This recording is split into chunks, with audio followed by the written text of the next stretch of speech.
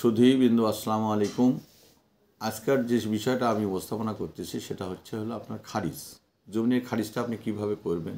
আপনি একটা জমি ক্রয় করেছেন, 2 বিঘা হোক, 1 বিঘা হোক, 10 বিঘা হোক, বা 1% জমিও যদি হয়, তাহলে আপনি দেখা যাচ্ছে যে আপনি এই জমিটা খারিজ করবেন। এই খারিজ করার পূর্বে যখন যে ব্যক্তির নিকট হতে আপনি জমিটা ক্রয় করেছেন এবং রেজিস্ট্রিকৃত দলিল অবশ্যই আপনার কাছে আছে, যদি আপনি খারিজ করতে চান তাহলে আপনি ওই সার্টিফিকেট কপি উঠাবেন, অথবা যদি মূল দলিলটার অপেক্ষায় আপনি অপেক্ষাকৃত থাকেন, মূল দলিলটা উঠানোর পর আপনি এই জমিটা খারিজ করবেন। খারিজ করা অর্থাৎ এটাই বুঝাচ্ছে তার নামে জমিটা ছিল, তার নাম বাতিল হয়ে আপনার নাম বেষ্টিত হবে এবং সেটা সরকারি রেজিস্ট্রার বইয়ে আপনার উঠবে এই নামটা। তখন আপনি গিয়ে দেখবেন কোনো খাজনা বাকি থাকলে খাজনাটা পরিশোধ করবেন। খাজনাটা পরিশোধ করার পর আপনাকে একটা হোল্ডিং নাম্বার দেবে। এই হোল্ডিং নাম্বার যখনই দেবে তখন আপনি এটা কম্পিউটারে অনলাইনে আপনি এটা আবেদন করবেন। অনলাইনে আবেদন করার পর তখন এখান থেকে একটা ক্লিয়ারেন্স দিবে, তখন আপনার এই দলিলটা সহ এসি ল্যান্ড অফিসে, ভূমি অফিস অর্থাৎ এসি ল্যান্ড অফিসে গিয়ে এসি ল্যান্ডের বরাবরে আপনি 1170 টাকা সরকারি ফি একটা জমা দিতে হবে। একটা জমি খারিজ করতে যাচ্ছে, সেটা 10 বিঘাও হয়, 1 বিঘা হয়, 50 বিঘা হয়, ওই 1170 টাকার মধ্যে 1 শতক করলেও 1170 টাকা দিতে হবে। এবং একসঙ্গে আপনি 1 বিঘা কেন 10 বিঘাও আপনি খারিজ করতে পারেন, 20 বিঘাও করতে পারেন, 100 বিঘাও করতে পারেন ওই টাকার বিনিময়ে। তাহলে পরে তখন আপনাকে একটা, যখন এই টাকা 1170 টাকা জমা করে দিলেন তখন আপনাকে একটা ক্যাশ মেমো দিবে।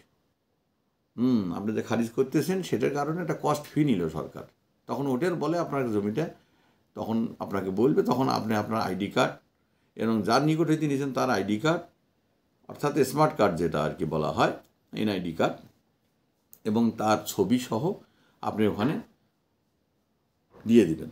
তখন হয়তো বা ওই এসি ল্যান্ড অফিস থেকে আপনার যার কাছে জমিটা ক্রয় করলেন, এসি ল্যান্ড সাহেব তখন আপনার ভূমি অফিসে যে তহসিলদার সাহেব থাকে তাকে সরজমিনে তদন্ত করার জন্য পাঠাই দিবে, যে দেখেন জমিটা যিনি খারিজ করতেছে আদৌ কিনছি কিনা, জমিটা কার দখলে আছে, কী অবস্থায় আছে দেখেন। তখন সরজমিনে উনি আসি হয়তো একটা ডেট দিবে, তখন আপনি হয়তো বলবেন যে ঠিক আছে আপনি দেখেন আমি নিছি কিনা আপনি দেখেন।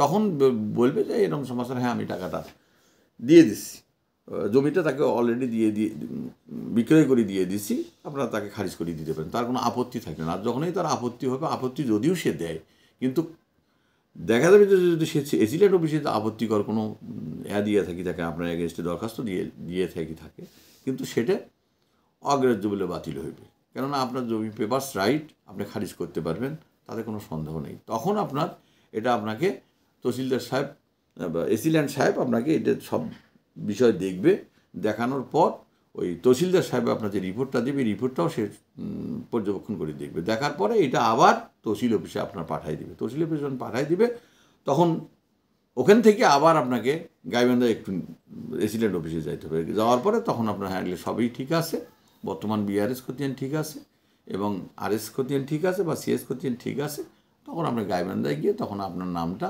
ওনার নাম বাতিল হয়ে আপনার, অর্থাৎ খারিজ কথার অর্থই হচ্ছে বাতিল, অর্থাৎ মুজিবুর রহমানের কাছ থেকে আপনি কিনছেন, আপনার নাম গিয়াসউদ্দিন, আপনার নাম ওখানে আপনার নামে সরাসরি যখনই আপনি খারিজ করে দিয়ে দিলে, তখন আপনার যদি খাজনা দেওয়ার দরকার হয়, আপনার পরবর্তীতে যখন আপনার খাজনা দিবেন তখন আপনার নামেই খাজনাটা দেওয়া পড়বে এবং আপনার নাম সেখানে রেজিস্ট্রি অফিসে তহসিল অফিসে বেষ্টিত থাকবে আপনার নাম, যার কারণে তখন তার আপনি যখনই খারিজ করলেন তখন আর তার ওখানে আধিপত্য থাকবে না, তখন আপনার নাম সরকারি তহসিল অফিসে, ভূমি অফিসে, ইউনিয়ন ভূমি অফিসে আপনার নাম রেজিস্টারের মধ্যে সন্নিবেশিত থাকবে।